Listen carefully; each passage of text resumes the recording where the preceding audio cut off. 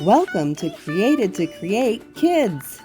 Happy, happy, happy, happy, happy.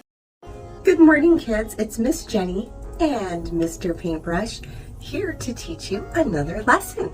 Today, we are going to draw this picture of SpongeBob, but we're gonna trace it. Did you know that in the old days, even the famous painters traced by either using a light board or a projector? And they mostly did this with portraits because they wanted to make sure that they got the features correct in their proportions. So there's nothing bad about tracing. Even the famous artists did it, and especially if you're a painter, because it kind of changes as you paint. So in a moment, I'm going to introduce you to a guest artist, and we're going to show you a cool way to trace SpongeBob, and then you can color it. All right, so Mr. Paintbrush and I would like to introduce you to today's guest artist. This is Brandon. Brandon, how old are you? 11, turning 12, January 8th. Yeah, he's almost 12, and he's the one who picked out SpongeBob, and I figured this is the perfect time to teach you how to trace. So you ready to go? Yeah. All right, let's get this thing started. So the first thing you're going to do is ask an adult to print out a picture for you. And if you don't have a computer to get the picture or a printer to print it out, you can also take a page from a coloring book or a comic book or something that you drew already that you want to make a copy of. So the supplies you're going to need is the picture that you'd like to trace, some paper, a couple pencils, and then whatever you're going to color with, whether it be markers, crayons, or colored pencils. So take a minute, go get your supplies, and meet us back here. Okay, so the first step is really easy. You're going to take this, you're going to turn it upside down on a flat surface, and you're going to take a pencil and use the side of it, and you are going to color the back of your page. Show you. So we're coloring right through where the picture is on the back side. So once again, I'm going to give you guys time to color the whole back, and then we'll meet back here when you're done. So go take your time, make sure all of the back is covered where the picture is. See you back in a minute. All right, so hopefully you guys all colored your background. Hey Brandon, show us the back of your paper. All right, he made the graphite nice and dark. And now we're going to start the transfer. So Brandon, turn it over on your other paper. You can line it up at the bottom like that. And the hard part is to not move it when you're transferring. So once you get it on top of your other paper, you are going to just draw right over it. You follow the lines as best you can. I know it's a little hard for us because we're doing it on corrugated cardboard, so it kind of moves around a bit and has some ridges, but this is what we do. So we'll give him a couple more minutes. All right, see how he's going over all of the lines? My hands are so shaky. Maybe because you're trying too hard. So we're gonna go from this direction. Let's see how he's just tracing all of the lines.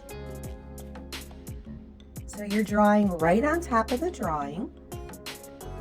Sometimes it's easier if you tape the paper down to your other one, because sometimes it moves around and then it's really hard to line it back up again. So if you want to tape the paper to the one you're drawing onto, that might be a little helpful. And it's also sometimes you get lost on what you put the lines over and what you haven't. So that gets a little tricky sometimes. All right, so you guys have the idea. I want you to take your paper, put it over the other one. Now remember, it had, I'm losing things, this on the back. So you want that side down on your paper, and then you trace over all of the lines, the little circles, the eyeballs, the cheek, the schnoz, also known as a nose, the teeth. And if you want even, you can do this so you know where it's shaded and where it's dark, because that'll kind of help you when you go to color. Okay guys, go take as long as you need to to trace over your character to transfer it onto your new paper. We'll be right back. All right, I hope you took all the time you needed and that you remembered to trace all the lines. And now we're going to have Brandon do his big reveal. Okay, Brandon, I would like you to now lift your SpongeBob. You can see he did all the lines. He followed it all. And now we're going to lift it up and see what happened. Look at that, guys. Now we have SpongeBob. So if you find out in your drawing that you might have missed, say, drawing the tongue, you can always use what's known as your reference photo, and that just means the picture that you're looking at to draw, and draw your own. Okay, so we're going to start coloring. Brandon chose markers. I'm choosing trusty old crayons, and now we're going to get started. So the one thing I want you to pay attention to is shadows. If you look, this side of SpongeBob is darker than that side. You can see a shadow on his arm where the sun isn't hitting, a shadow on this side of his hand. So pay attention to the lights and the darks, the little highlight on the edge of his shoe, the little highlight in his eye. So pay attention to those things as we move along. Let's go. All right, so I am going to start on the shadow side, and that's actually got a little grayish look to it. And I'm grabbing a green crayon when I wanted gray. That's crazy. All right, so I'm going to just do very lightly some gray where the shadows are, because that'll help me remember where the sun is hitting and where the sun is not hitting. All right, so the shadow goes down. I don't even know if you guys can see me doing it, but that's okay. I'm just trying to teach you that there are shadows, so pay attention to where those are. Obviously, there's shadows in the little sponge holes because they're deeper than the outside of the sponge. So when things are hidden inside and deeper, they're darker. And the things that are closer to the front are lighter. Now, I might take a black, and I don't normally do this if I can find my black. Ah, there it is. And do a little bit of an outline. And I normally don't do that because I think outlines are more for coloring books, but it just might make it a little easier this time. And then you darken up some of the holes. And if you notice, the whole entire hole is not black. So you just want to do it almost on the sides. I don't know if you guys, I know you're seeing Brandon and he's doing a great job. He's outlining it in yellow first, which is actually the better way to do it because then you don't have the harsh lines like I'm putting in with the black. Mine will look more like a coloring book and his will look a little more like the character. All right, so I am going to finish outlining them. This package, huh?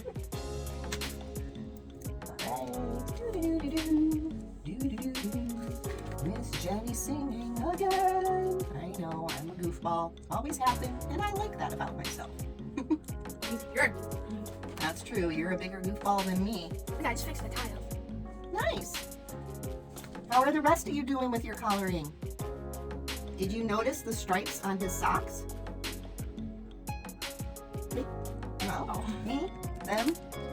And I Art is a lot about observing and noticing what you see. got it on my finger. It'll wash off. How are you kids doing? I hope you're having fun drawing SpongeBob. I wouldn't have chosen him as a character, but it's what Brandon wanted to draw, so I thought that was pretty awesome. You didn't even know what the Duolingo bird was when Jack did. I didn't. When we had our other guest artist, I think it was last month, I think it was on Thanksgiving, Jack drew a character that I had never heard of before. And there are things about SpongeBob that I have never noticed until I tried to draw him. That's pretty crazy. Okay, you notice inside his mouth is all dark. So right now I'm coloring the black that's inside his mouth because again, that's further back. There's no light hitting the inside of his mouth. So that would be a shadow and that is where it would be dark. All right, I think now is the perfect time for you to possibly pause and color. I just want to make sure that you pay attention to those shadows and those little highlights when you color. So go grab your crayons, your markers, your colored pencils, whatever you're using, go finish coloring, and we'll see you when we're done. Okay guys, we're back. How did you do on your coloring? Did you remember that some parts had shadows and some parts had highlights? It's easier to do sometimes with crayons and pencils because you can make some darker and then lighter by how hard you press. A little more difficult with markers, but I can't wait to see what Brandon did. All right, Brandon, let's see your finished product. All right, he did his with marker, so the colors are really bright and bold. I did mine with crayon, and he looks angry. And I realized that he looks angry because I did these lines so dark, where if you just left it yellow, he definitely did not look angry. So these are our finished projects. And I hope you loved doing yours too. All right, this is Miss Jenny, Mr. Paintbrush, And Brandon. and to say goodbye. And what do we always say, Mr. Paintbrush? Don't forget to like and subscribe. That's right, like and subscribe, and we will see you next time, creative kids.